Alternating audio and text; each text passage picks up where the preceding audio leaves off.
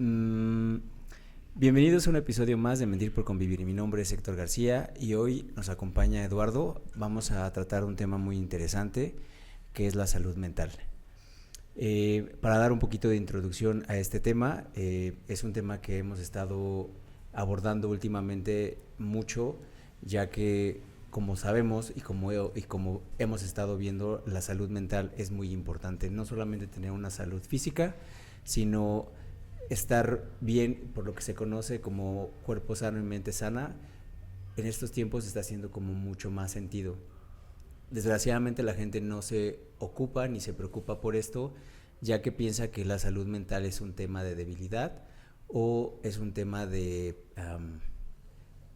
inestabilidad emocional o mental, que normalmente estas dos cosas van relacionadas, ¿no? Si tú no estás bien emocionalmente, por lo tanto, normalmente mentalmente no podríamos estar diciendo lo mismo.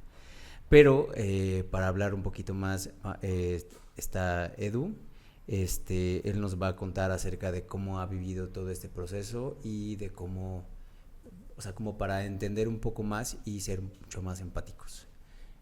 Hola, Edu. Hola, ¿cómo estás? Bueno, muchísimas gracias por la invitación. Como lo decías, a veces el tema de la salud mental lo dejamos a un lado porque creo que hay muchos estigmas, sobre todo el hecho de pensar que buscar ayuda es estar loco y que a veces tú dices, todo está bien. A veces como que no queremos como percibir las señales que el cuerpo nos da, porque también el cuerpo nos puede poner en situaciones que como sintomáticas, por así decirlo, que empiezan desde tu mente y yo creo que aunque sea muy difícil hay que canalizar y llegar a esa parte de no solamente cuidarnos por fuera, que es lo que se ve, sino también por dentro. Claro. Tú estás ahorita pasando por una situación, ya está más, digamos, bajo control, o cómo definirías esa situación. Mira, hace un año y hace poco lo pude hablar en las redes, tuve un episodio porque siempre he tenido como brotes de ansiedad porque he sido muy ansioso de toda la vida. Sin embargo, como que el trabajo, las ocupaciones, yo soy de Venezuela, obviamente que como, a pesar de que tengo 6 años aquí, hay un momento en que como que todo el estrés se te acumula y eso también te detona mucha ansiedad. El hecho de adaptarte a un país, de qué voy a hacer, qué voy a trabajar, qué voy a comer. Como adaptarte a muchas situaciones, eso también son factores que te pueden poner en esa situación de ansioso. Y quise como buscar ayuda, pero me fui como, siempre digo, bueno, ahorita lo digo, que cuando buscamos ayuda tenemos que cerciorarnos que sean personas capacitadas, que realmente tengan títulos. Ahorita, lamentablemente, hay una cantidad de charlatanes o personas que solamente por hacer un curso ya creen que pueden tomar las riendas de poder guiarte o medicarte o este tipo de cosas. Yo en esa oportunidad cuando busqué ayuda, caí en una persona que no sé si fue por ética o no, sin embargo me medicó unas pastillas que no tenía que haber tomado en ese momento, o me tuvieron que haber hecho exámenes para yo tomar esa pastilla. Y al empezármela a tomar, me empezó a causar como una reacción que me repotenció la ansiedad, por así decirlo. Y vine a caer en un estado de shock psicótico, que fue lo que me explicó ya el médico que dio con eso. Y de verdad que fueron 18 días en que, de verdad, yo pensaba que ya me iba a morir. O sea, creo que siempre digo que se me hace como muy similar a la película de la Barbie, porque fue un día así, literal, que me paré y cuando puse el pie fuera de la cama, yo sentía que me iba a lanzar como de una altura y me dio como un vértigo, como que dije, oye, Pero era el medicamento. en el medicamento, pero obviamente que esos, haz de cuenta que fue el día 6 y los tengo muy contados porque cuando fui al doctor, al psiquiatra, porque había ido primero a un psicólogo, el psiquiatra como que siguió la recomendación del psicólogo y no me hicieron exámenes Un ni nada. poquito para poner Sí, como en contexto, cómo empezó, o sea, y esto es más que nada como para lo que platicábamos como hace tiempo, la gente no está como acostumbrada a buscar ayuda uh-huh. y siempre, o sea, por lo menos en mi familia, o sea, no se acostumbra a ir a un psicólogo. las personas con las que he platicado, mis hermanos, cuando yo asistí, como que ellos me vieron con cara de, oye, ¿qué te pasa? ¿Todo bien? Entonces, pues yo les dije, oye, nosotros no hemos tenido como o sea, no tenemos como esta educación, pero es muy bueno buscarlo. Pero así como mi familia, muchas personas ven que el buscar un psicólogo hay algo mal. Evidentemente hay algo mal, pero ¿cómo fue en tu caso? O sea, dijiste, voy a empezar por un psicólogo. Ya vamos a poner a llorar aquí. Sí, o sea, yo sentía que algo estaba mal y que la ansiedad yo no la estaba pudiendo controlar.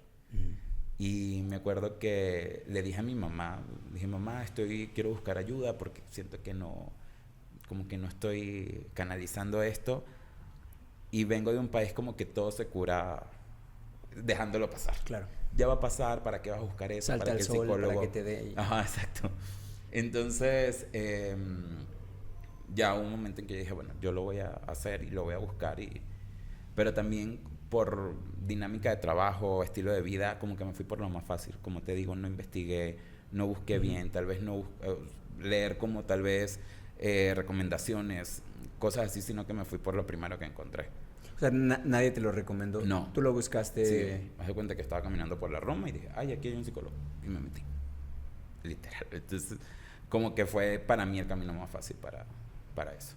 Entonces dije, bueno, ¿por qué no? Si voy a un psicólogo y como está como muy de moda o no, que si tienes herida de abandono, que si tienes... Y dije, bueno, claro, voy a ver si tengo algún tema. O algo que me esté haciendo ruido por ahí. ¿no? Algo que me esté haciendo ruido por ahí. Dije, ¿por qué no? Vamos a intentar. Aparte estaba como en un muy buen momento personal, laboral. De verdad que creo que no me faltaba nada. O sea, ha sido como mi mejor etapa en México. Entonces, ¿qué era lo que... Entonces, o sea, digamos, si estabas como pasando por una buena etapa, uno normalmente dice, bueno, pues en las buenas hasta salud y todo. Pero ¿qué era lo que decías? Ay, a mí no me está... Claro, porque lo que pasa era que estaba como en muy buena etapa en muchos factores, pero el estar tal vez en el trabajo, por decirte algo, tenía muy buenas oportunidades de trabajo, pero eso requería más atención, más tiempo, más estrés. Y aparte soy una persona muy aprensiva en las cosas que hace. Entonces yo dije, si va a llegar esta carga de trabajo y voy a tener más, entonces tengo que estar bien mentalmente. Claro. Entonces eso también fue lo que me hizo buscar ayuda en ese momento. Ya. Entonces ahí dije, ya, este es el momento de meterme a buscar al psicólogo. Y el psicólogo, como que yo le dije, tengo ansiedad, y lo que me dijo fue, tienes un cuadro de ansiedad generalizada, lo mejor es que te tomes esta pastilla. Y ya, o sea, como que eso no te puedo decir como experiencias que tuve posterior, que sí hubo como más diagnóstico, por así decirlo. O sea, ¿solo fue una sola cita? Sí, una sola cita, y me dijo, mira, para tu ansiedad creo que lo mejor es que te empieces a tomar esta pastilla. Y yo hice caso, agarré, me fui a comprar la pastilla y empecé al día siguiente.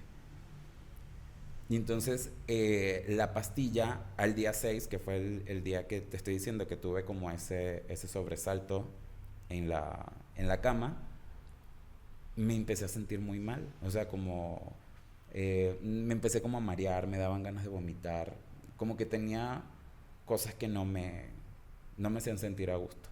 Fui al doctor otra vez y él me dijo, mira, esta pastilla puede hacer que pase estos efectos secundarios. Sin embargo, duran de 20 a 21 días. Entonces, claro, yo empecé a contar esos 20 a 21 días porque yo pensaba que esa era la promesa bíblica, que claro. El día 20 yo iba a ser el ser más mágico del mundo. Ya tienes un psicólogo y tienes un médico que respalda, digamos, el medicamento, dices, bueno, ok, voy bien. Claro. O sea... Sí, yo dije, ya, pues, o sea, esta es la ayuda que yo necesitaba. Pero ya cuando empiezan a correr los días, que por lo menos recuerdo mucho ese día, el 6º y el 8º, porque yo toda la vida he sido pelón. O sea, me rapo la cabeza yo solo todos los días. Pero eso es un ritual diario. Un ritual cada vez que me levanto. Y ese día que me fui a rapar, se había quedado una amiga conmigo y me quedé con la rasuradora en la cabeza. Me dio un pánico horrible. O sea, esa sensación como que tenía un cuchillo. No sé cómo explicarte la sensación. Pero creo que esa fue el día que dije, ¿por? O sea, como que te desconectaste. Sí, o sea, sí, ya los doctores después hablan de que eso se llama despersonalización, que son tantos los niveles de ansiedad y estrés que tú te ves como desde afuera, y de verdad yo me veía como que... Ok. O sea, tú te viste como desde otro Claro, ángulo. como desde otro punto, y ahí fue cuando me dio miedo y me quedé con la hojilla en la mano. Y entonces fue como que yo decía, está bien, no hay tema, debe ser cosas que estás loco, va a pasar la sensación. Me fui a una barbería y cuando me pusieron el protector que te colocan, bueno, o sea, el escándalo que yo hice, mi amiga me decía, ¿qué te pasa? O sea, yo pegaba gritos, le decía que me la quitaran, porque era una sensación como de pánico, como de... Entonces, claro, yo veía la cara de mis amigos cuando les contaba la situación o cuando pasaban este tipo de situaciones y me ponía peor porque yo veía la cara de miedo que tenía. Claro. Y yo internamente decía, ¿qué me pasa? Porque no estoy controlando esto. Y cuando lo externaba, entonces como que es el típico, tú puedes. Esto no te va a dejar, pero sí me estaba llevando. Sí era complicado para mí. Entender un poquito, ¿no? O sea, yo he estado en esa situación. Mi pareja hace un tiempo sufrió también un cuadro de ansiedad. No, cuando estás de este lado, nunca entiendes qué tan grave, qué tan fuerte puede ser, porque no lo estás viviendo, pues tampoco tú no te puedes. Entonces, como que minimizas muchas veces, ¿no? Que también la normalidad, cuando tú vas en la calle y ves a alguien que está alterado, tú mismo dices, calma, ¿no? Cálmate. Pero uno no entiende esas situaciones. Entonces, lo normal, ¿no? Es como que ves a alguien y dices, bueno, cálmate, porque es lo primero que te sale en la boca, ¿no? Cálmate. Cuando justo me platicaba mi chico, es lo peor que no puedes decir. Entonces, obviamente, hace falta mucho que se compartan historias, porque uno no sabe en qué momento decir las cosas y no sabe si eso puede detonar aún más la desesperación o el miedo o el pánico que está sufriendo la otra persona del otro lado. Sí, dije que no quería llorar, pero creo que cuando te dicen eso y el tú puedes, para mí era creo que me estaban matando peor. Porque había un momento en que decía, es que no quiero poder. Porque a veces no sé si es la imagen que proyectamos en el trabajo o de que eres el súper chingón, el que resuelves, el que haces todo. Pero hay un punto en que no quieres resolver. Porque ni tú sabes cómo resolverlo. Entonces, yo no sabía qué era lo que tenía, entonces mucho menos tenía el control de... Entonces iban pasando los días y entonces pasó esos episodios, me empezó a dar miedo. El doctor, como yo le estaba diciendo que me estaba sintiendo mucho más ansioso, me mandó estas gotas de clorazepam. Y entonces, claro, me daba esa sensación como de adormitado, pero esa sensación a mí me daba más miedo porque no tenía el control tampoco. Y entonces ahí empezó como a ponerse más grave la cosa. Porque entonces para yo no tener esa sensación de que me estaba durmiendo o como que me empezaba a, por decirte algo, había como una soga, no sé cómo se le dice, por lo menos esta cuerda con la que se amarra la hamaca, que es esta cuerda gruesa. Se me olvidó el nombre, pero esa cuerda es como muy rústica. Entonces yo me acuerdo que yo me compré una y lo que hice fue como enrollarme en la mano y cada vez que yo sentía que me daba sueño, me la jalaba. Porque me raspaba y entonces me ardía y ese ardor me... Es como el lazo, ¿no? Ajá. Mecate. Mecate, eso. Entonces obviamente eso a mí me tenía como despierto. Claro. Y entonces como te digo, también en esta parte profesional me cayó una parte, o sea, como que mucha responsabilidad en ese momento. Y entonces como que yo no hallaba cómo lidiar entre lo que me estaba pasando y... Laboralmente, o sea, en tu trabajo, ¿se enteraron, supieron algo o lo tenías muy a la raya? Mira, lo tuve muy a la raya hasta que un día sí lo tuve que decir, porque no podía. O sea, ya el día 10 que creo que fue el día más fuerte para mí, porque soy una persona que cree mucho en Dios. Y en Venezuela, cuando tú te refieres a tu mamá o a tu papá, cuando los vas a saludar, te dicen siempre Dios te bendiga. O sea, siempre como que el saludo es bendición mamá, bendición papá, tío, lo que sea. Y siempre te dicen Dios te bendiga, Dios te acompañe, etcétera. Y yo ese día me acuerdo que empecé a llamar a mi mamá. Y creo que fue el día que más la llamé preguntándole cualquier estupidez. Porque yo necesitaba que mi mamá me dijera Dios te bendiga, Dios te acompañe. Porque yo decía, uy, ¿por qué? Porque Dios me abandonó. Eso era mi pensamiento. Porque yo no controlaba. Yo el hecho que no podía ir a dormir.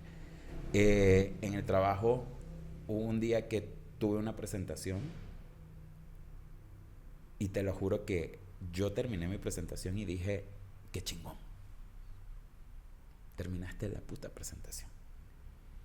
Y solo recuerdo a mi amiga de trabajo que me agarró del brazo y dijo, ¿me dan un minuto? Y me sacó de la oficina, y cuando me sacó de la oficina me dijo, ¿qué te pasó? Y le dije, ¿de qué? Me dijo, balbuceaste toda la presentación.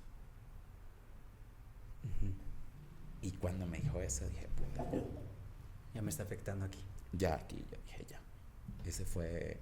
Creo que ese fue el día que yo dije, ¿te vas a morir? Porque no estás pudiendo con esto. Pero entonces vamos a hallar la manera de cómo. Y creo que eso fue en los días que empecé a buscar seguros funerarios, porque yo decía, no importa cómo me vaya a matar, pero que le llegue el cuerpo a mi mamá. Era lo único que yo pensaba. Eso, lo de los ahorros, cómo le llegara a mi mamá, y que mis amigos empezaron como a cuidarme o a visitarme mucho.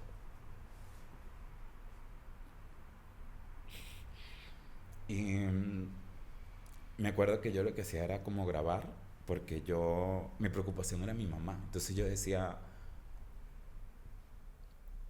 que el día que pase lo que vaya a pasar, mi mamá sepa que yo estuve rodeado de gente que me quiso, que me apoyó y que no estuve solo en la batalla. Esa era mi preocupación. ¿Tu mamá no sabía nada hasta ese punto? No, yo no, o sea, no tenía cara para decirle a mi mamá, no puedo. O sea, es que no podía. O sea, yo sentía que ya no me daba. Entonces pasaron como que muchas cosas que me exigían como tiempo. El trabajo tenía muchos eventos esa semana. Entonces como que yo no podía como llevar la batuta de todo esto. Y aparte también que tengo una muy buena amiga aquí, que creo que esa mujer nunca me ha dejado solo desde que llegué a México. Y esa semana, haz de cuenta que yo en mi ataque de locura, su papá estaba pasando por un cáncer. Y entonces su papá siempre me decía, yo sé que me voy a ir, cuida a Diana. Y entonces como esos días te estoy hablando del día 12 al 18, su papá empeoró. Entonces yo tenía también como que la responsabilidad de que pensaba mucho en los demás, de qué va a pasar con mi mamá, qué va a pasar con Diana. Pero a la vez tenía mucha rabia conmigo porque yo decía, ya no pienses en nadie, sé egoísta. Piensa en ti. Si te vas a matar, mátate de una vez, tómate el clonazepam que te vas a tomar. Listo, disculpa. Ay, no, tranquilo. Cosas que pasan, detalles. Sí. Y entonces estabas muy preocupado por ella,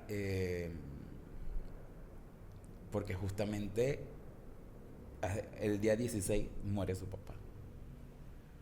Y entonces, como que yo tenía mucho el cargo de estar con ella esos días. Y creo que es el cargo de conciencia que más tengo. De esos días creo que eso es el que más me... de que la dejaste sola esos días. Sí. Pues que no había forma también, ¿no? O sea, era una desesperación. Me acuerdo que estaba en el velorio y yo no... ¿Tú no estabas ahí? O sea, me refiero... O sea, mentalmente tú no estás ahí. No. Creo que por mucho que fuese querido estar con ella, no podía. Pero sí es algo que hasta el sol de hoy me pesa mucho. ¿Ya has hablado con de ella? Creo que no he podido. Creo que una vez iba a empezar con el tema y dije, no, esto siento que todavía me afecta, y el día que yo me pueda como perdonar por eso, porque sí me dio rabia eso, el no haber buscado una ayuda adecuada, como que me fui por lo fácil. Y si fuese sido una persona externa a mí, seguramente sí fuese hecho las cosas bien. No lo sé. Porque, o sea, uno no sabe, ¿no? O sea, a veces no es el caso, ¿no? Pero a veces nos pasa que pensamos que hacemos las cosas bien y no sabemos que... No es que nos estemos equivocando, solo que muchas veces también, como dicen, aprendiendo a echar a perder se aprende. Ajá. Algo así va el dicho. Pero muchas veces como que tampoco no nos educan para, o sea, para saber que vamos a aprender en la vida, ¿no? O sea, no la primera decisión que tomamos siempre es la correcta, ¿no? Que nos tenemos que equivocar y que tampoco nos enseñan cómo afrontar esa equivocación, el fracaso, ¿no? O sea, siempre estamos como, y tienes que ser el mejor, y tienes que hacer tomar las mejores decisiones. Entonces, cuando tomaste esta decisión que tú lo hiciste bien, ¿no? O sea, luego a veces con amigos, sobre todo pasa eso, que me dicen, es que, güey, es que si hubiera yo sabido, es que no hay forma de que hubiera sabido. Porque uno lo hace las cosas como con convicción. Buscaste ayuda, ¿no? Te dieron un medicamento, confías en el medicamento. Entonces cuando tú dices, es que si hubiera sabido tal vez nunca hubieras tenido esta experiencia. Entonces como que siento que hasta ciertos puntos está bien equivocarse, porque también no te das cuenta. A lo mejor tú nada más ibas por un cuadro, pero descubriste que había otra cosa más de fondo, ¿no? Sí, eso creo que haciendo referencia mucho a que uno no lo preparan para eso, creo que te preparan también mucho para idealizar, y era lo que hablábamos, de que como que en ese momento en el que estaba, tenía todas las cosas que pensé que me iban a hacer feliz. Y descubrí en el camino que no. Entonces, creo que también lo que influyó fue este factor de autoexigencia conmigo mismo, de ser el mejor, de ser el perfecto, de que no te pueda pasar nada, de que vas a ser más chingón, tienes las cuentas más increíbles, estás con influencer, esto. Y claro, me pasa esto y yo me sentía culpable. Porque yo decía, ¿cómo le hiciste esto a Eduardo? Porque aparte yo me veía como otra persona, y creo que esto también lo descubrí en el proceso, de que no sé si es un alter ego o un personaje que me creo, porque a veces en las redes la gente me dice, ay, es que a ti no te da pena nada, eres, no sé, tal vez se hacen la idea de que soy una sexy bomba latina sudaca, y no, soy todo lo contrario. Entonces a veces digo, yo vivo entre dos Eduardos, un Eduardo que me da mucha lástima y un Eduardo que me da mucho miedo. Entonces como que me tocó mucho batallar con esa idea de esos dos Eduardo, de perdonar o tratar de entender de que ese Eduardo buscó ayuda y bueno, salió mal, pero no implica que lo hice con esa intención de buscar como un sabotaje en mi carrera o en ese extracto de mi vida en particular. No sé si esto sea, o sea, qué tanto sea cierto, porque como lo que te decía, ¿no? No quisiese a veces decir o tocar temas que puedan sonar fuera de, ¿no? De ser insensible o no tener ni puta idea. porque igual no tenemos ni puta idea, Uh-huh. o sea, las personas que no sufrimos de ansiedad o estrés demasiado alto, pero veía como muchos memes, o sea, a raíz de que mi pareja desarrolló también mucha ansiedad, pues de repente ya sabes que tu algoritmo Sí. en tus redes te empieza a arrojar un chingo de información, ¿no? Entonces de repente también en forma de querer empatizar o decir, mira, güey, también estoy aquí, estoy al pendiente, pues luego le mandaba cosas que ni al caso, unas que estaban buena onda, otras que ni al pedo, ¿no? Pero muchas de ellas lo que llegaba a decir es que ahorita mencionabas como si fueran dos personas. Y entonces recuerdo haber visto un post sobre eso, decía, estar con una persona que vive con ansiedad real es estar con dos personas. Y es muy difícil entenderlo porque todo mundo mostramos una personalidad Uh-huh. en diferentes situaciones, pero la diferencia entre ellos, o bueno, es lo que entendí, es que es constante, siempre, ¿no? Y muchas veces hay cosas que dices o haces que detonan y uno dice, güey, pues yo nada más dije vaso, no, pero uno no sabe todo el trasfondo que puede generar eso y el daño. Entonces, pues sí, ahora soy más consciente y aún así la sigo cagando, ¿no? Porque o sea, por ejemplo, cuando discutimos, o sea, estás enojado y no hay otra forma de decir, ay, perdón, es que estoy enojado, ¿no? Sí, es que mira, yo creo que, y ahorita me da mucha risa, pero siento que cuando convives o te toca lidiar con personas con ansiedad, creo que la mejor manera de ayudar es informándote y buscar eh, como que esas fuentes que te puedan dar herramientas para poder lidiar con eso. Porque a veces en este interim que tuve mi proceso, yo siento que en un punto fui como el ratón de laboratorio de mis amigos. Ajá. Y hoy me da risa y les agradezco, pero creo que los últimos 4 días me hicieron 2 regresiones, ayahuasca, CBD, el sapo. Entonces, obviamente, eso a mí me dejó el día 18 que ya yo estaba. Ajá.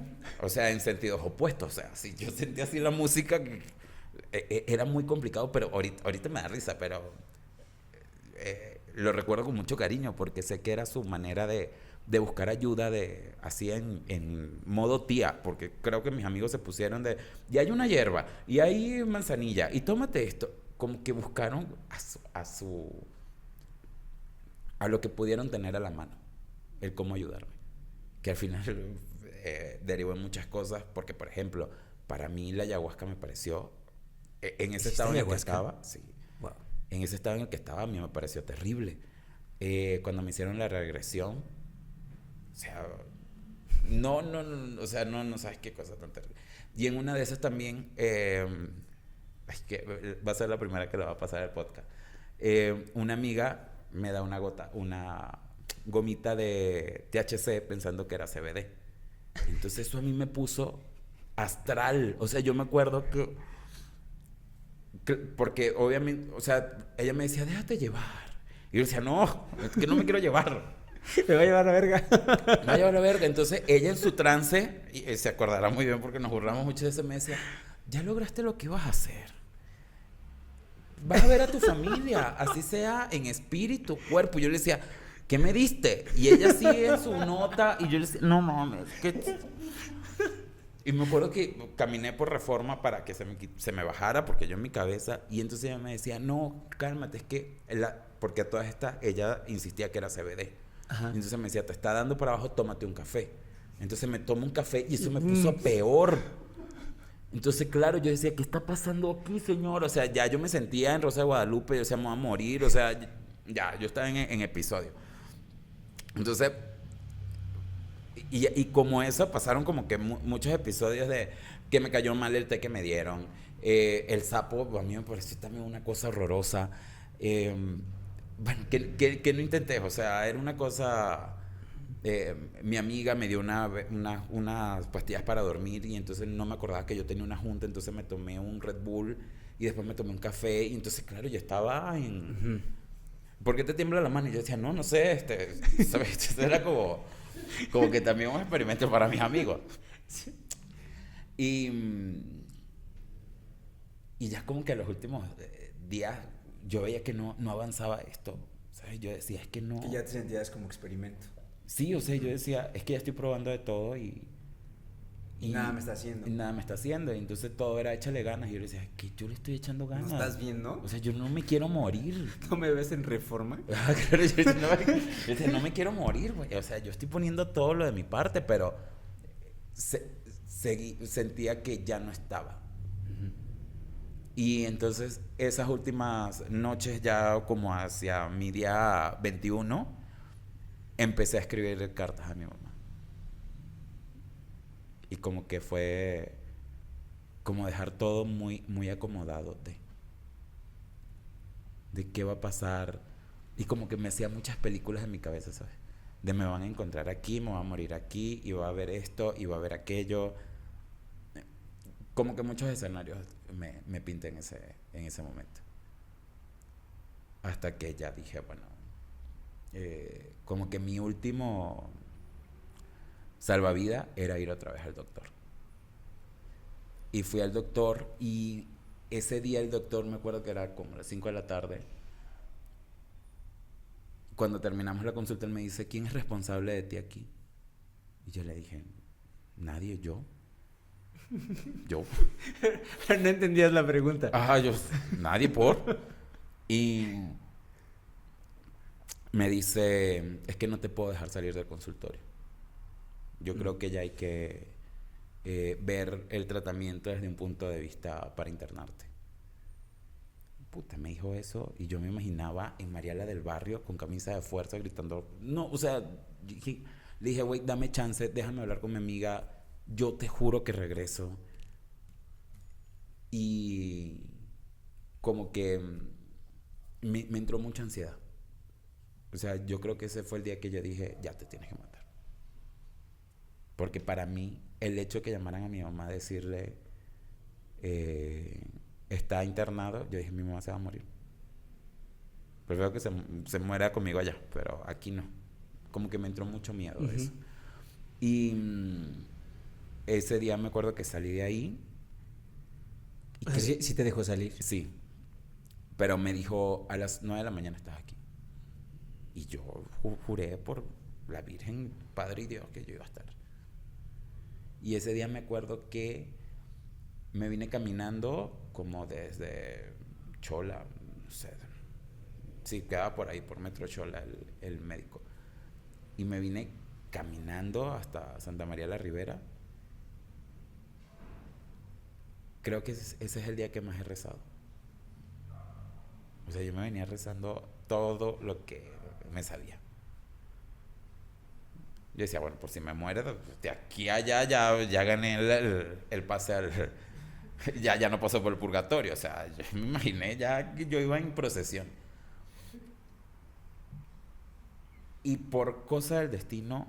Bueno, no por cosa del destino. Siempre digo que el loco lo protege Dios. Me llamó una amiga del gimnasio, que es doctora.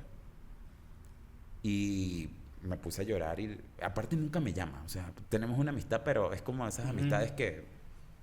Casual, o sea, ni siquiera nos habíamos topado en el gimnasio. Y cuando le cuento, ella me dice, es que estas pastillas que te mandaron, ¿por qué te las mandaron? Vente a mi casa para que te vea mi papá, que es doctor, no es psicólogo ni psiquiatra, pero es como medicina interna o algo así. Y tráete los exámenes para ver qué es lo que está pasando. Y yo le digo, es que no me mandaron a hacer exámenes de sangre. Entonces me dice, es que la combinación que te mandaron, te tuvieron que haber mandado exámenes. Y le dije, no me mandaron exámenes. Y me dijo, no, vente para la casa y... Pero entonces, ¿cómo compraste el medicamento sin receta? No, porque a ver, ahí va. Él a mí me da una receta, pero ya después o sea, no tenía ni sello ni nada. Y hay farmacias que te la venden. Y me acuerdo que había ido a 2 en específico, no me la habían querido vender. Y dije, ay, bueno, la voy a encontrar. Y la otra, un día de estos, un domingo de esos de licuachela, fui a Tepito y listo. O sea, dije, ay, aquí está la pastilla que me mandaron. Y la compré y ya, porque uno a veces piensa que...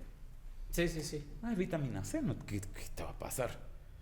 Entonces, ahí fue como se sumó todo el pedo. Y entonces, cuando me vieron los exámenes, el papá de mi amiga me dijo que habían cosas que estaban muy mal. O sea, que cómo me mandaron esto si tenía mis niveles normales. Y que seguramente las pastillas me pudieron haber como alterado algo. Uh-huh. Entonces mi amiga me dijo, no te tomes la pastilla.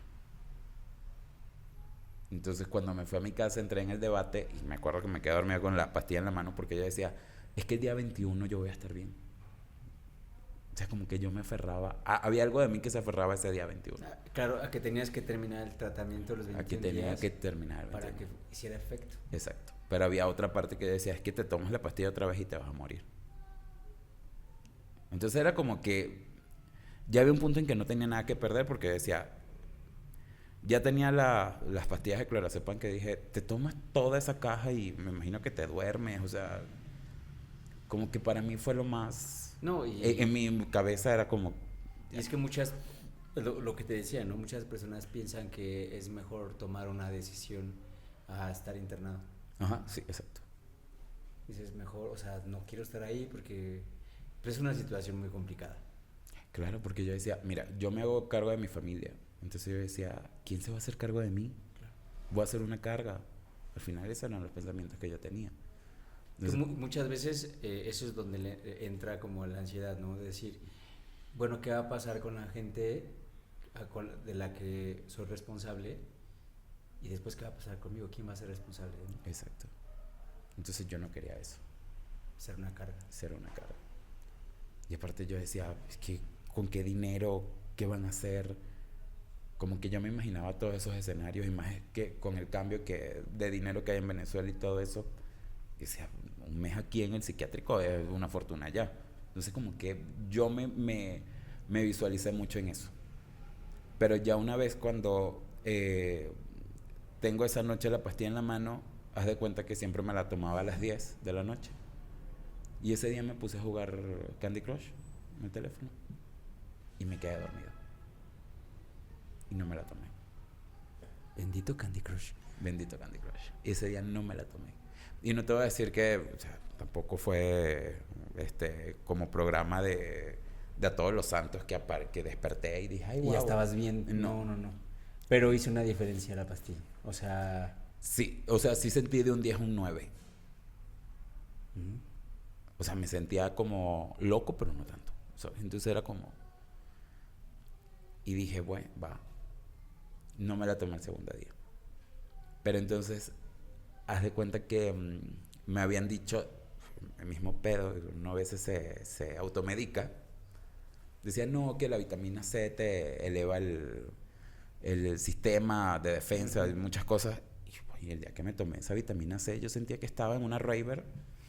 Pero, o sea, con tiesto y todo, sí. O sea, todo me empezó a caer mal. Y entonces como que todo me aceleraba. Entonces ya como que me empezó a bajar como los niveles mediante iba pasando los días. Uh-huh. Y yo digo, o sea, como que volví a nacer, ¿sabes? Me acuerdo que ese día un amigo me dijo para ir a Madero y yo caminé Madero y yo sentía... Puta, o sea, esa sensación no te la puedo explicar. O sea, yo veía el ángel de la independencia y decía, no mames, qué increíble. La gente caminar, el no tener miedo. Ese día lo recuerdo con mucho cariño. El ir al gimnasio y me acuerdo que 10 minutos en la caminadora y para mí eso fue un logro. Cuando hacía 1 hora, pero no podía, o sea, sentarme a hablar contigo no lo podía hacer. O sea, mis amigos me iban a buscar y decían, no, ya me voy, y ya, me paraba. Porque mi misma ansiedad no me dejaba como interactuar. Entonces fue como que ese proceso a través de poder sentarme en la computadora, de poder sentarme a leer una página y como que al siguiente día iba con 2. Y como que lo que es cotidiano lo empiezas a hacer como desde cero. No sé, por ejemplo, desayunaba y ya como que me daba hambre y que merendara, para mí eso ya era un logro. Ujú. O el tener las 3 comidas del día, decía, vas bien. Entonces, como que todo ese proceso sí fue lento, pero como que me dejó una esperanza al final. Como que decía, bueno, está resultando. Y ya de ahí, que baja el tema, ahí sí empiezo a... No te voy a decir que busqué como una ayuda inmediata, porque creo que tomé una posición de resistencia terrible. O sea, te lo juro, yo veía un simi y corría. O sea, me daba como miedo todo lo que fuera farmacia, pastilla. Yo no quería saber de nada después de eso. Pero porque era como esa cosa como de rechazo. Claro. Pero, o sea, era porque era cierta debilidad a voy a comprar algo. No, O, es que, o sea, era como de, por estar inventando, por estar tomando cosas, pasó esto. Ese era como mi rechazo. O por ir al psicólogo, te pasó esto. y entonces después de que, digamos, te desintoxicaste, por decirlo así, no sé cuál sea, Mm. hubo como esta parte de resistencia, ¿no? Rechazo Sí. hacia... ¿Cuánto tiempo duró antes de que dijeras, creo que ahora sí estoy preparado para... Mira, duró aproximadamente como 5 meses. Ok. Y creo que también lo que me preparó nuevamente como a querer buscar ayuda fue que haz de cuenta que eso fue en abril, en septiembre, finales de septiembre, algo así, me llegan mis papeles de naturalización como mexicano. Que eso para mí significaba de que iba a poder viajar otra vez a Ujú. Venezuela. Entonces creo que me quise preparar de alguna manera a volver a Venezuela, porque no sabía cómo me iba yo a enfrentar esa situación. Entonces como que quise buscar ayuda y fue en el momento que lo busqué. ¿Y qué fue? ¿Un psicólogo? Sí, ¿Psiquiatra? sí, fui a un psicólogo, la mamá de una amiga, que fue como quien me ayudó mucho con estas terapias conductual, meditación, relajación y como que todo ese tipo de cosas. Ya no opté por cosas médicas, sino que me fui como por algo más homeopático, que son que sí gotas y Ok. cosas así, que al final siento que no me hacen nada, pero en cierto punto siento que me ayudó a la ansiedad que yo tenía en ese momento. Y como que ya empecé a... Esta terapia conductual creo que me ayudó muchísimo a soltar, a no ser tan aprensivo. ¿Cómo es una terapia conductual? O sea, ¿cómo es la terapia que te tocó a ti? O sea, como ante ciertas situaciones de estrés o ansiedad o lo que sea, me dieron como ejercicios o herramientas que podía aplicar para disminuir. Entonces, como tal vez respiración, el abrazo de la mariposa, o sea, muchas cosas en ese sentido que al final, como que cuando las veía en terapia decía, ¿cómo te va a ayudar, no sé, el abrazo de la mariposa, que es como pegarte, o sea, vas contando y te vas como haciendo este tipo de palmadas? Yo decía, ¿cómo te va a relajar eso? Pero al final a mí eso me ayudó mucho en ciertas ocasiones. O meditación, yo no soportaba la meditación, entonces como que tuve que aprender también a meditar. A quedarte quieto. Sí, porque yo no entendía eso. Relájate. Y esto, y para personas, o sea, mi trabajo es prácticamente en el teléfono. Entonces para mí una meditación era cerrar los ojos y entonces estar pendiente un ojo del celular, si no llegaba mensaje, al final entonces no estaba haciendo nada. Ujú. Entonces como que ahorita sí me dan esos ataques, pero también he aprendido a decir, esto está fuera de tus manos. O sea, hay cosas que no puedes controlar. Hay actitudes de la gente que no te pueden afectar. ¿Sabes? Porque como que también era eso, no solamente en lo personal, sino en lo laboral, sino también en lo personal, estas relaciones intrapersonales en las cuales de alguna u otra manera también quieres controlar qué hace el otro. O no sé, yo ponte que, Héctor, Pensabas que le iba a decir a Héctor tal cosa y Héctor me va a decir esto. Entonces, sobrepensabas cosas. Sobrepensaba mucho, me hacía escenarios y entonces cuando no pasaba, entonces a mí eso me sacaba de frecuencia. Y decía, pero ¿por qué no pasó así? Sí, sí, yo ya lo pensé muchas veces. Sí, ya yo lo pensé y tiene que ser así. Claro. ¿Sabes? Entonces también creo que se acumuló la crisis de los 30 porque digamos que yo idealicé mucho los 30 que me iba a casar, que iba a tener mi niña prieta güera de Iztapalapa, iba a tener mi boda en Tepito, o sea, ¿sabes? Yo como que idealicé muchas cosas y cuando vi que no pasaron, entonces creo que la frustración, más la ansiedad, más como que todo este auge laboral se mezcló y no fue de la mejor manera. Y entonces las terapias conductuales ayudaron bastante. Sí, sí, ayudaron muchísimo. Ayudaron muchísimo y también creo que la motivación de regresar a mi país era algo que me tenía como muy activo, ¿sabes? Como de, échale ganas que ya vas a ir a tu casa. Y entonces, para mí eso era como mi motivación. El ir a mi casa, empecé como a idealizar tal vez, de muy mala manera, pero en ese momento ese fue mi salvavidas. Claro. También era como un gancho a futuro de decir, tengo que estar bien para cierto punto, porque me tienen que ver bien. No tengo que andar dando preocupaciones, claro, lo que decíamos. Entonces yo decía, yo voy por todo. Entonces eso me ayudó muchísimo. El buscar estas ayudas. También en el camino creo que me topé con esta cosa que te digo de experimento, no, pero me topé con gente que sean geólogo,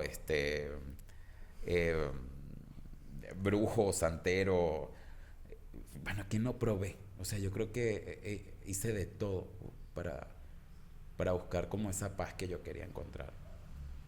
Y no voy a decir ahorita como libro de autoayuda, decir, ay, lo logré y soy una persona zen, ¿por qué no? O sea, yo ahorita creo que esta situación me ha permitido ser más vulnerable, pero conmigo, permitirme de que si quiero llorar, que si un día tengo ansiedad, voy a vivir mi ansiedad. Uh-huh. Pero la vivo tal vez con conciencia de decir, tienes una hora, Eduardo, para hacer el desmadre que vayas a hacer. Ya después de esa hora te paras. Sí, ponerle un límite a eso. O ya la canalizo, o como me voy, camino. O sea, como que he buscado la manera de disfrutar, de que esa ansiedad me lleva a disfrutar y no a autoexigirme tanto. Sí, o sea, escuchaba dentro de los consejos que le dieron a mi chico, era como justo eso, ¿no? No permitirle que rebase hasta cierto nivel, ¿no? O sea, por ejemplo, te sientes mal en la noche, siéntete mal en la noche, pero tienes que levantarte bien. Entonces ya como que se trataba de levantarse bien y yo lo veía que hacía el esfuerzo y todo, ¿no? Pero al final es como, no sé cómo decirlo, pero es esta lucha constante de decir, bueno, ya no le afectó esto, ya le afectó esto otro. Sí. Y ya, o sea, ya logró controlar eso, pero ya le afectó otra cosa. Entonces es como una lista de cosas que te improbables, ¿no? Porque no puedes saber, pero que justo no están en tu control. Y es que hablando de esas cosas improbables, me acuerdo que en ese interior de esos días a una amiga le hicieron una cesárea. Y haz de cuenta que o sea, vi la historia en Instagram de que dijo, voy a entrar a una cesárea, y he estado yo todo el santo día pensando de cómo iba a actuar yo cuando me hicieran la cesárea. Así de irracional era. En serio, o sea, yo decía, ajá. Y yo decía, Eduardo, pero ¿qué cesárea te van a hacer? O sea, como que yo peleaba conmigo y yo decía, es que te van a hacer una cesárea. Yo decía, Eduardo, pero ¿quién te preñó? O sea, explícame, o sea, como que yo trataba de hablar conmigo, pero el miedo era horrible, o sea, sí. Ya yo me imaginaba, entonces ya me veías en TikTok, epidural, cesárea. Ajá, sí, claro, ya reacciones adversas. Entonces, ya yo me imaginaba muchas cosas. Y también el tema de lo que decías anteriormente, del algoritmo por X, Y, Z, a mí me pasaba de ya todo. No te dejaba ver otra cosa más que eso. Más que ansiedad. Hay algo que Dios te quiere decir. Y yo decía, me voy a morir, ya, me voy a morir. decía el doctor con el que fue mi chico, que no tienes que, o sea, tu teléfono es tu peor enemigo. Sí. Porque lo que él hacía era, me duele la cabeza. Uh-huh. Entonces buscaba remedios. Entonces luego a veces, ¿no? O sea, y todavía hoy en día, ¿no? Ya es menos, pero, o sea, yo lo veía en su teléfono y yo trataba de darle su espacio. O sea, como, bueno, no lo presiones, no lo jodas. Porque yo soy mucho de joder, ¿sabes? O sea, jodo a la gente. Ok. Pero lo hago no de mala forma, sino, o sea, quiero saber qué está pasando. Uh-huh. ¿No? Porque yo lo veía mal. Y estaba yo como entre que al pendiente, pero entre que yo tenía mis cosas. O sea, yo siempre he sido como una persona que le gusta enfocarse en sus cosas. Uh-huh. Y luego a veces me dicen, no, es que es muy egoísta. Digo, no, o sea, solo es que yo tengo mis cosas que hacer. O sea, no puedo estar viviendo la vida de alguien más que no sea la mía. Sí. Y entonces, pues yo llegaba al gimnasio, él no estaba yendo al gimnasio porque no le daba la vida, ¿no? Y entonces yo llegaba y lo veía en el teléfono y digo, ¿qué haces? Entonces ya se me quedaba viendo, pero me volteaba a ver bien feo, ¿no? Y yo así como que, verga, güey, lo pregunté de buena onda, ¿no? O sea, como, no, pues nada. Y yo así, o sea, no me contestes nada, güey. O sea, no me digas, no ando haciendo nada, porque claramente estás haciendo algo, güey. Y lo que me daba miedo es que estuviese buscando soluciones. ¿Sí me explico? Cuando sí, claro. cuando un día antes ya había hablado con el psicólogo y le había dicho que estaba bien, que tranquilo, que podía solucionarlo, ¿sabes? Y luego ya, o sea, como que siempre ha sido esta persona que también no se guarda con mucho las cosas, ¿no? Entonces, pues ya decía, bueno, ok. Me ponía a hacer mi comida o mi cena y ya se acercaba y me decía, es que me pasa esto. Y yo así como, es que ves que estás haciendo algo. Y no o sea, y no quería regañarlo, pero sí era una forma, tal vez desde mi parte, ¿no? De decirle, es que ve que me estoy preocupando por ti. Uh-huh. O sea, no estás solo, estoy aquí contigo. Pero es que de verdad no nos capacitan o no estamos preparados como para lidiar con cosas que para uno puede ser muy como irracionales, uh-huh. ¿no? Como lo que decías de la cesárea. Una vez me dijo que había un gusanito que tenía en la cabeza, o sea, me preocupó mucho, ¿sabes? Porque yo dije que estas ideas le estén pasando en su cabeza. O sea, claramente habla de que necesita más atención. Entonces yo decía, es que güey, ya no le puedo dar más atención, cabrón. Y a veces, ¿sabes? No sé si atención o no, pero es que cuando vives con ansiedad te pasan tantas cosas por la cabeza. Tantas, o sea, y cosas absurdas. Yo me acuerdo que, o sea, una de las cosas que a mí me marcó mucho en México es el Día de Muertos. Y me acuerdo un día que yo me puse a buscar en Facebook y hablando de eso, de que te preguntan ¿qué estás haciendo? Y me acuerdo que tenía un amigo que me preguntaba ¿qué estás haciendo? Y yo me acuerdo que un día, o sea, yo me paré como que con una angustia que decía, es que la foto que van a poner en el altar, y decía, van a poner la peor foto, güey. Y así, o sea, cosas absurdas que me acuerdo que yo le decía a mi amigo, esta es la foto que van a poner, no van a poner, Eduardo se murió con esta foto. Y mi amigo me decía, ya deja la joda. Pero eran cosas absurdas, pero a mí eso me generaba ansiedad. Entonces sí era como, y a veces el hecho de, porque yo veía la preocupación de mis amigos y ahorita la veo desde un punto de vista sano, en el sentido de se estaban preocupando. Uh-huh. Pero entonces ya de por sí sientes tú que tienes algo malo, pero en ese momento cuando veo la preocupación de todos yo dije, claro, esta es la confirmación que yo estoy mal. Claro. ¿Sabes? Y sí, o sea, al final sí es una confirmación. Claro, ¿no? Pero te puede poner en un estado peor. Uh-huh.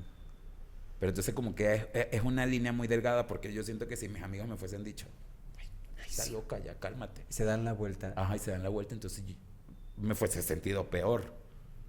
Uh-huh. Porque tampoco tienes esa red de apoyo. Sí. Entonces creo que es como una línea muy delgada entre preocuparte, no preocuparte, pero en cuanto puedes invadir su espacio o no. Por eso te digo, o sea, creo que a veces la mejor manera es buscar como gente de verdad capacitada que te pueda orientar, a poderte acercar con tu pareja, con tu amigo, con tu familiar, de cómo poder abordarlo. Porque no todos tenemos tal vez la sensibilidad o el tacto para llegar y decir, oye, ¿qué pasa? Porque puede ser alguien que te diga, ya puedes dejarla. Me acuerdo o sea, como que tenía mis amigos muy variados de que uno te llevaba con amor, el otro, deja la mamada, párate. Sí. Entonces, como que yo decía, güey, pero ¿por qué él me habla así? Sí. Y aparte que creo que me decían cualquier cosa y ya yo estaba como a la defensiva. Entonces, creo que eso también. Es de que yo veía las dos partes. Ahorita lo que dices de. O sea, como que luego a veces uno se queda callado porque ya no quiere seguir contribuyendo a. Porque, o sea, luego reaccionaba mal conmigo. Entonces decía, no, ya, o sea, tú ya no te metas, güey. O sea, lo que menos quieres es que te responsabilice, ¿no? Entonces, como que el tema lo tenía súper, o sea, como él lo que hizo fue no decirle a nadie. Y nadie sabía. Entonces, luego a veces como que toda la responsabilidad como que sentía yo que recaía en mí.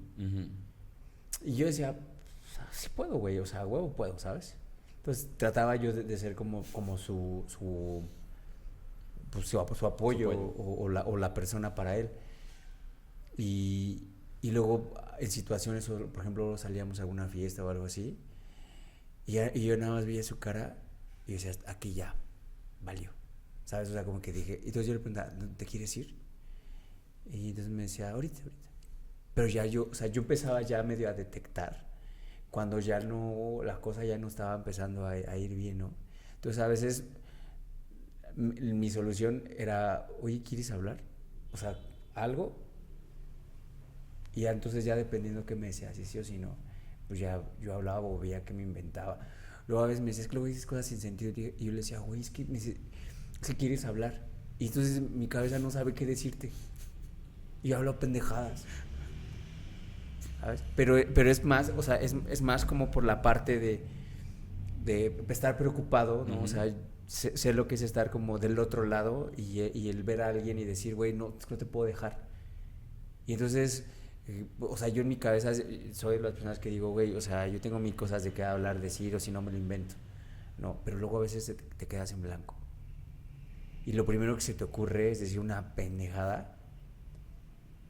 Y entonces esa pendejada dices, bueno, a lo mejor es inocente, a lo mejor le va a dar risa. Pero a lo mejor no. A lo mejor no. Sí, es que sí es un tema. Y ahorita, o sea, ¿cómo ya lo estás como, o sea, ya lo controlas mucho mejor, ya se controla mejor la situación? Sí, claro. Entiendo que hay veces que hay como todo, o sea, hay días que no soporto, pero creo que he aprendido mucho a confiar en Lalo. Y lo puse en... Nunca había hablado de esto, sino hasta ahorita, hasta hace un par de días que unos amigos me hicieron como un cumpleaños, porque celebraba que había pasado todo eso. Y de verdad que a ese Eduardo le agradezco que hizo todo lo posible. O sea, yo ahorita me acuerdo y lo trato de ver desde afuera, a ese Eduardo corriendo que, no sé, decirte, a la ayahuasca, al médico, a la regresión, o sea, y lo recuerdo con mucho cariño. Entonces, como que cada vez que me da el bajón me acuerdo de ese Eduardo y antes la motivación era regresar a mi casa. Ahorita la motivación que tengo es rendirle tributo a él, porque él me sacó de donde yo estaba. A la lucha. Sí. Entonces, como que trato de buscar como ayuda en cuanto a comer mejor. Ahora tengo mucho más cuidado con lo que les meto a mi cuerpo en cuanto a medicación, cosas así. Trato que sea la última herramienta que tome. Cuando voy a un médico, bueno, veo al médico por todas las aplicaciones habidas y por haber, hasta por LinkedIn, o sea, de verdad. Te vuelves en el detective. Sí, ya, o sea, estrella. Hasta veo si tiene Grindr, o sea, todo. Ya ahorita de verdad que ya quedé como psicoseado. Pero trato de no te voy a decir que soy constante con el psicólogo, porque no. Ahorita de verdad que como que me llegó un periodo de trabajo muy fuerte y como que me enfoqué a mi trabajo. Pero tú sabes en qué momentos, pero ¿no? O sé sea, en qué a lo momento. mejor pueden ser momentos clave de decir, a ver, ahorita ocupo. Sí, ocupo y mira, creo que lo esencial es ponerme de prioridad. Cuando estaba en Venezuela me entró mucha ansiedad porque obviamente no me adaptaba Al regreso. al regreso y me acuerdo que le dije a mi mamá, voy a hablar con la psicóloga y volví a escuchar esa palabra de, ¿pero para qué? Ujú. Y como que ahí sí me puse yo de primer lugar y le dije, se chingan a su madre, yo voy a ir al psicólogo. Es lo que lo necesito, ¿no? O sea, Tal es cual. mi salud, es lo que yo voy, lo que tenga que hacer para estar bien. Y entonces creo que cuando no solamente buscas esa ayuda médica o esa orientación, sino que empiezas a verte a ti. Creo que eso también es muy importante. Cuando ya dejas que esos factores de autoexigencia, de la sociedad, de tantas cosas, y ya te empiezas a ver tú desde el punto de vista de que eres humano y que te pueden pasar cosas, de empezar también como no solamente a desintoxicarte tú, sino también tu entorno, Sí. lo que no te suma, lo que te genera estrés, lo que te lo puede activar. Entonces ya tú dices, ya, Parejas, amigos, sí, todo, ¿no? todo, porque creo que de verdad, y yo siempre lo digo con mucha, cuando llegué aquí, el sentirme tan solo, oye, o sea, habían dos cosas que a mí me mataban. Uno, o sea, me regalaban un pan de la esperanza y yo decía, este es el hombre de mi vida. O si no, si veía yo, llegó el del Kinder Trunco, aquí es. Este es el que yo voy a rescatar. Ujú. Entonces esa era como mi motivación, ¿sabes? Entonces decía, no, qué hueva. ¿Te ayudé a recogerlo? No, ahí está. Y entonces como que eso me generaba, eso también descubrí yo que generaba en mí muchas cosas, ¿sabes?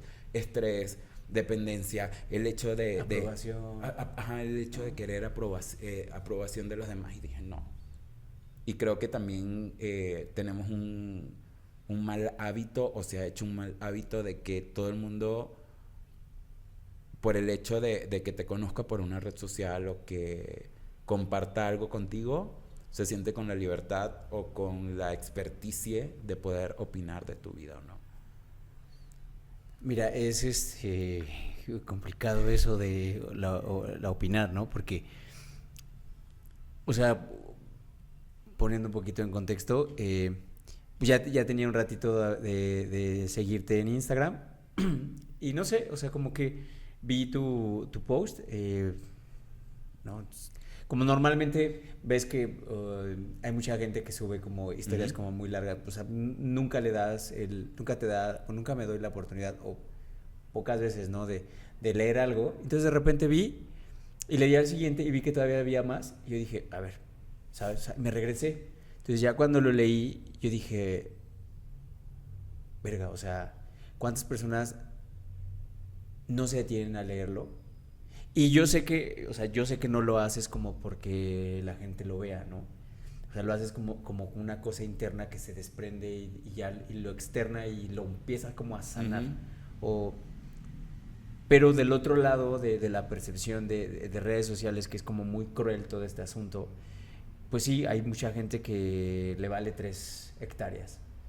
Pero para las personas que no, que fue mi caso, yo dije, estoy abriendo un espacio donde me gustaría, porque aparte me siento, o sea, no empatizo con la ansiedad y depresión, sino empatizo del otro lado, ¿no? Porque la empatía, la gente piensa que solo viene de un lado, pero no, viene de otros también.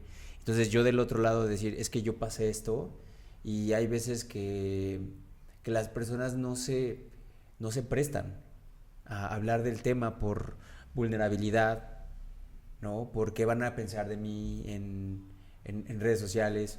Claro. Porque uno maneja una imagen en redes sociales muy fuerte, como tú lo decías, ¿no? Hay veces que te percibían a ti como el chingoncísimo y de repente saber que esas personas no le vas a dar el gusto a la gente de verte mal. Muchas veces es ese pensamiento, ¿no? De a la gente que le caigo mal o que me quiere ver mal, no les voy a dar ese gusto. Uh-huh. Y el verlo plasmado ahí fue tal vez está listo o está abierto a compartirlo y no sé, yo pienso mucho en la gente, en a cuántas vidas se pueden salvar gracias a que una persona tuvo el valor de hablarlo y decirlo. Como todo lo que está pasando con los feminicidios, ¿no? Con la homofobia, o sea, todas las personas que tienen los huevos de levantar la voz y decir, ya no, o esto me está pasando, esto te puede pasar, busca ayuda, no vayas ¿sabes? O sea, de entrada no permites que te mediquen sin hacerte unos estudios antes. No sé, siento que... Sí, o sea, lo que estás diciendo es súper válido. Lo que te digo es cuando son intrusivos en el hecho de, por ejemplo, por decirte no, algo. Es que, perdón que te interrumpa, es que yo siento que yo fui intrusivo. No, o sea, porque tú a fin de cuentas me dijiste, puedes abrir la conversación y dije, va, pero lo que yo me refiero es cuando la gente se siente con la potestad de darte un diagnóstico. Uh-huh. Y por ejemplo, me pasó con un güey que salía, que seguramente vas a saber quién es, porque es como mi anécdota recurrente, que me acuerdo que salir con él era un diagnóstico constante. Entonces, ¿qué era? O sea, por ejemplo, él no era nada médico. Nada. Pero era, no sé, ponte, tengo hambre. Eso es algo que estás callando. Uy, o sea, quiero comer.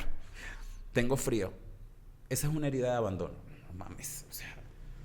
Después fuimos a un viaje y me decía, es que tienes, no sé por qué me encuentro gente como tú, con la misma herida de abandono. Y yo decía, güey. O sea, ¿qué tiene que ver? Porque me estás psicoanalizando.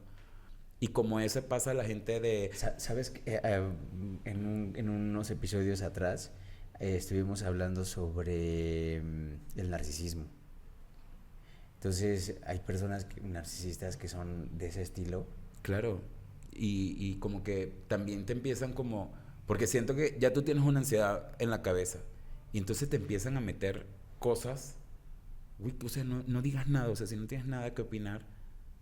Pero él sabía que tú tenías ansiedad. Claro que lo sabía. Pero que empiecen también con... Es por esto, es por aquello. Uy, lo menos que quiero... O sea, ya estoy tratando de descubrir yo qué es lo que me está detonando ansiedad. No me vengas tú con cosas. Y es lo que te digo yo, que a veces... el hecho de... No fue en este caso porque de verdad que me costó mucho poderme abrir para comentar un caso de eso, porque como te digo, todos me ven desde un punto de vista muy chingón. Vengo ahorita de realizar el evento más grande que he realizado yo en mi carrera. Entonces, claro, como que tenía todo el foco desde el punto de vista de, a ti no te pasa nada, tú eres increíble, tú eres aquello. Oye, yo también tengo miedo, me da pánico, me da nervio, o sea... ¿Y sabes lo que opinan las redes sociales? Queremos verlo. Claro, entonces, o sea... por eso las personas que comparten su historia, ¿no? en redes, o sea, tienen mi admiración, ¿no? O sea, no está fácil así de mi admiración, ¿no? O sea, pero sí tienen como esta admiración y respeto de decir, güey, te estás exponiendo y si sabes, o sea, si estás consciente de esto, o sea, adelante, o sea, tienes mi admiración. Es que porque luego hay gente que nada más comparte por compartir. Claro, pero es lo que yo te digo, para mí eso fue un ejercicio de salir de mi zona de confort, porque, o sea, tal vez como te digo, tal vez mi Instagram es ejercicio, cuerpo, cambio, transformación, jotería, putería, no sé. ¿Y qué tiene? Ajá, pero, ¿sabes? Pero tal vez el decir, uy, no soy esto, o sea, me ha pasado esto también. Sí, claro. O sea, soy humano, voy al baño, cojo, o sea, lo que pasa es que a veces la gente te ve y entonces te ve con esa imagen de que no te puede pasar nada. Y claro que me pasa, güey. Y luego empieza uno a volverse como medio esclavo de red social, ¿no? Ajá. O sea, como de, no, güey, es que ya me dijeron que yo no soy esa persona. Uh-huh. Entonces, eso no les gusta. O el que van a decir. Me pasa, yo llevo en la parte de relaciones públicas marcas de lujo, pero oye, eso no quita, primero no quita lo trabajador que soy, pero tampoco quita el barrio que llevo por dentro. O sea, voy a Tepito como elote, hago un desmadre. O sea, eso no quita y no deja de ser... Que Tepito se está volviendo medio mainstream, ¿no? Ajá, medio fancy la cosa, pero, ¿sabes? Era como que en sus inicios cuando empecé, me decían, Uy, o sea, eso no me hace ni más ni menos. El hecho de que yo me abra en una red social tampoco. Entonces creo que antes como que dependía mucho del qué dirán, tal vez por el sentido de mi sistema de crianza, que como te digo, o sea, vengo de una familia de no llores, no hagas esto, si te pasa eso ya va a pasar. Y a veces no, güey. Entonces ya ahorita como que sí, no es que me valga madre lo que piensa mi familia, pero la primera opinión es la mía. Y va a ser la mía. Entonces, si mi familia está en segundo plano, la de los demás va a pasar a tercero. Entonces, es eso, pues, es decir... Bueno, eso es bueno. Claro, y entonces como decir... Y ahorita me ha permitido muchas cosas. Salir de relaciones tóxicas, saber qué es lo que quiero, saber que no va a venir alguien a decirme qué es lo que voy a hacer. Y ya cuando tienes eso como muy plantado, te dices, no, bueno, ya por lo menos sé a dónde quiero ir. No sé cómo voy a llegar, porque no sé. También soy humano y en el camino me desviaré y sé que la voy a embarrar, pero ahorita como que tengo muy claro eso. Ya no tengo esa idealización de me voy a casar, voy a tener esto, porque eso era lo que me hacía, creo que, sentirme frustrado en muchas cosas. Que como que no tenía esa vida de Barbie. Ok. Una cosa que me preguntaba luego es que tú tienes como detectado algo que digas, esto lo detona. O sea, como tal vez el estrés en exceso, ¿no? Por ejemplo, decir un ejemplo. O no sé, el hecho de conocer a alguien y que ese alguien no me haya reconocido cosas, no sé. O sea, tú tienes como identificado qué detona. Sí, sí. No lo digas porque... No, ¿qué? yo creo que al final, mira, yo siempre he partido desde que uno tiene que abrirse y ser quien es, o sea, y yo sé que me ha costado mucho trabajar partes de mí, pero qué bonito ahorita ver el Eduardo que le está poniendo ganas a que mi talón de Aquiles fue por mucho tiempo la falta de validación que yo tuve de mi papá. Uh-huh. Y entonces el yo no tener la validación a mí me generaba mucha ansiedad. Muchísima. Y entonces me pasaba en el trabajo o lamentablemente o por bien o por mal buscaba yo en mis parejas todo ese prototipo que se acercara a mi papá. Fíjate que algo súper chistoso, y voy a balconear a mi familia. En la semana estaba platicando con mi hermana de alguna situación y salió algo así, o sea, nosotros también, o sea, yo no crecí con mi papá y toda la onda, ¿no? Y entonces mis hermanos están como en esta postura de, pues a mitad, o sea, no nos hace falta, estamos bien y todo cool, ¿no? Entonces estaba viendo unas cosas. Ya sé qué pasó. Les mandé un reel, creo que me salió. Hablaban sobre los huecos que nos ocasionan no tener un papá, ¿no? Entonces a mí me hizo mucho sentido, a pesar de que yo no ocupo papá ahorita, me hizo mucho sentido. Entonces yo se lo mandé a mis hermanos, pero como con la onda de compartirles, ¿no? Entonces se pusieron súper agresivos, o sea, súper agresivos. Es que... O sea, cuando yo nunca les he dicho, güey, me hizo falta mi papá. Cuando traté en terapia, pues identifiqué y pude abrirme, ¿no? A decir, sí me hizo falta. Porque cuando te abres ante una posibilidad, ya valió madres todo. O sea, toda la construcción que tenías, que era como la persona fuerte, sólida, ¿no? Cuando te abres a la posibilidad de... Porque el psicólogo me hizo la pregunta de... ¿y qué hubiera pasado? O sea, si yo le iba a pagar como 5 sesiones, le pagué 10 más. Porque, y luego a veces digo, es que, güey, son hábiles los psicólogos. Pero bueno, y entonces justo, ¿no? Pasó eso como de que te das cuenta que muchas veces la validación de los papás es súper importante. Sí, claro. Yo siempre diré que que el que confíen en ti, el que te den las herramientas, el que de alguna manera, porque yo no tuve, no te voy a decir que tuve un mal padre, porque me dio todo lo que tuve, lo que pudo y lo que no, pero siento que mi papá conmigo fue un hombre de mucho silencio. Entonces a mí me fuese encantado que mi papá me fuese golpeado algún momento, ¿sabes? O sea, como que "Oye, estoy aquí", ¿sabes? Ajá. Pero no pasó. Al final creo que pude cerrar muchas cosas después y entender, pero ya no me quiero enganchar con eso, ¿sabes? Porque al final yo tengo mi historia, mi vida, y algo va a pasar. Y no te voy a decir, sí he tenido como mis arranques a veces que no me siento validado, pero digo, bueno, ya, ¿qué vas a hacer? Sí, igual no vamos a recibir la validación de todas las personas porque muchos están luchando con otras cosas de... Es que no puedo reconocerle que le vaya tan bien porque entonces es una cosa de decir que ellos... que él es mejor que yo. O hay batallas que tú no puedes... Y son batallas que no son tuyas, que no son tuyas. O sea, brevemente te voy a contar, salí con un vato ahorita y de verdad para mí fue algo normal preguntarle, ay, mira, tenemos estos amigos en común en Instagram. Uy. O sea, pero fue algo de verdad así como de, estás echando huevo en la cama y preguntas algo. ¿A quién conoces?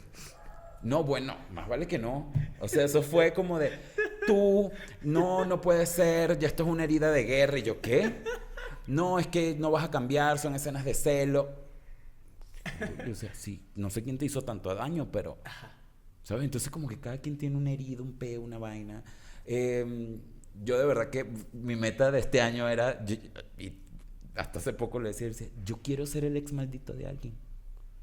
Por el que sufren, el que le engañó. Sí, el que te dedica a Yuridia, intocable. ¿Sabes? Algo. Siempre me ha tocado hacer como la contraparte, ¿no? De la historia, pero como te digo, o sea, como que cada quien tiene una herida, pero es lo que te digo, o sea, como que cuando pasa ese tipo de heridas o ansiedad o lo que sea, creo que la mejor herramienta es como darle su espacio, entender y no venir a psicoanalizar. Sí.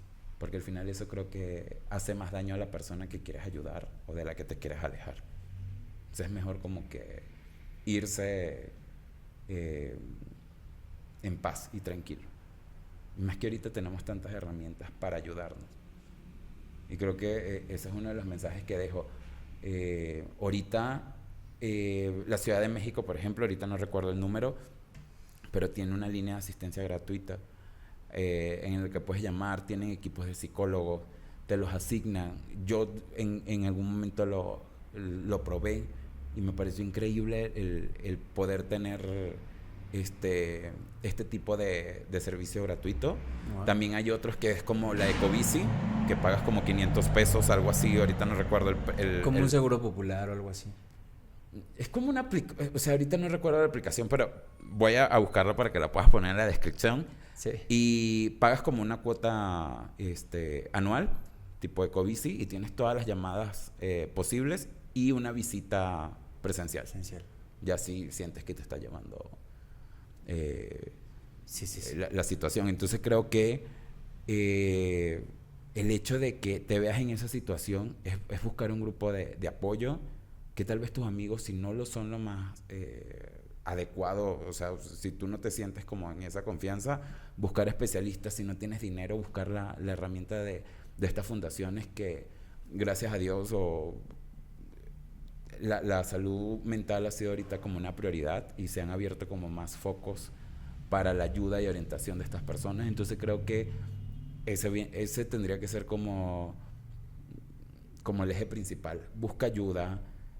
No te pares en la excusa de si no hay dinero o qué va a decir la gente, porque al final eres tú. Eres tú y eso no... Es como la prioridad, ¿sabes? Sí, entiendo. Y me acuerdo mucho un señor que me dijo, hijo, aférrate a la vida. Aférrate a la vida y a encontrar la solución a todo.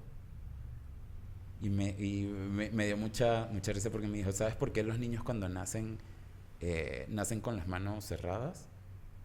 Porque se están aferrando a ella. Y cuando te mueres, mueres con las manos abiertas porque la dejaste ir.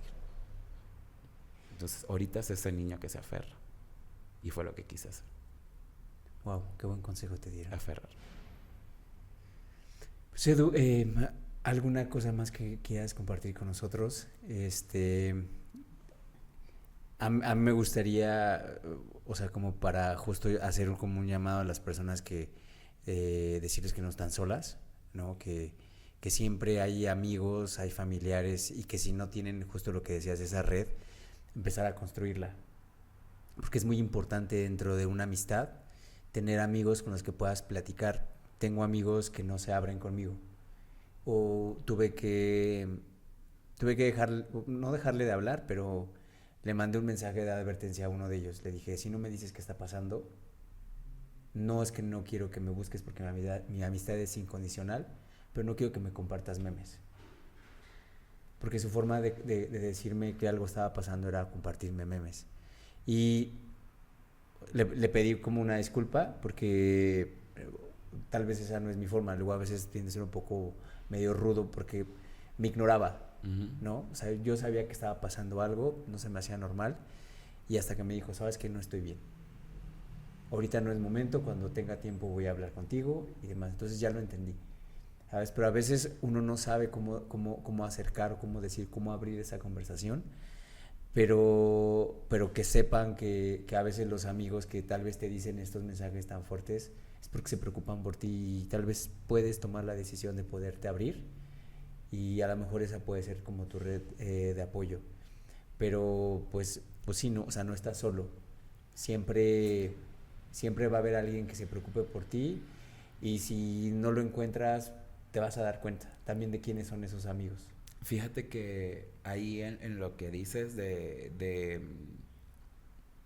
creo que hay un punto en que idealizamos esa frase de no estás solo. Okay. Y al final sí lo estamos. Porque lo dijiste hace rato, hay un punto en el que tú no puedes vivir una vida que no es la tuya. Entonces, por más amigos que tú tengas, también tienes que entender que la responsabilidad de lo que pase contigo no la tiene nadie, solamente tú. Y habrá gente que te podrá ayudar o acompañar en algún trance del camino. Pero como todo, si tú tienes una persona que está aferrada a una depresión y no se quiere levantar, hay un punto en que la vas a soltar, por mucho que la quieras. Sí. Porque tú también tienes un camino que transitar, hacer. Entonces yo creo que lo que yo le diría a esas personas es que por más que cueste, es no idealicemos el estar con alguien ni el estar solo. Creo que la mayor satisfacción es cuando te encuentras tú y dentro de... Porque si tú no te ayudas a ti mismo, no puedes esperar que los demás te ayuden. Y si tú no te acompañas en el proceso de decir, yo estoy mal, pero voy a buscar las herramientas yo, sin montarle la responsabilidad a nadie, creo que de ahí parte todo. Porque al final yo no quiero, y ahorita lo entiendo así, yo no quiero a alguien con quien ser feliz. Yo quiero a alguien que me acompañe en mi felicidad. Entonces eso creo que aplica para todo. Y mientras yo esté bien, mi entorno va a estar bien. Y si yo estoy bien, de ahí van a derivar muchas cosas. Ahorita creo que empiezo a disfrutar el ir al cine solo, el ir a caminar. Y no porque no tenga amigos, y le agradezco a mis amigos que sean... Sino que al final, o sea, todo pasa. Las relaciones, amistades, todo va evolucionando, ¿sabes? Y como que si te aferras a cosas, va a ser peor. Entonces yo creo que mientras te conozcas tú y te veas a ti, va a ser mucho más fácil el camino de disfrutar, de poder, como te digo, tal vez venir a hablar de una situación que a mí me pasó que tal vez en otro tiempo fuese dicho, no, ni loco. Y ahorita me vale madre, ¿qué van a decir? O sea, nadie me da de comer, ¿sabes? Es que es difícil entender eso. Pero sí se puede, creo que sí se puede. Entonces ya cuando se entiende, ya lo demás es camino. Edu, muchas gracias. No, a ti por la invitación. Esto fue un episodio más de Mentir por Convivir. Mi nombre es Héctor García. No están solos. Ya no vamos a decir eso. Hasta luego. Bye. Ando buscando money, puesto pa'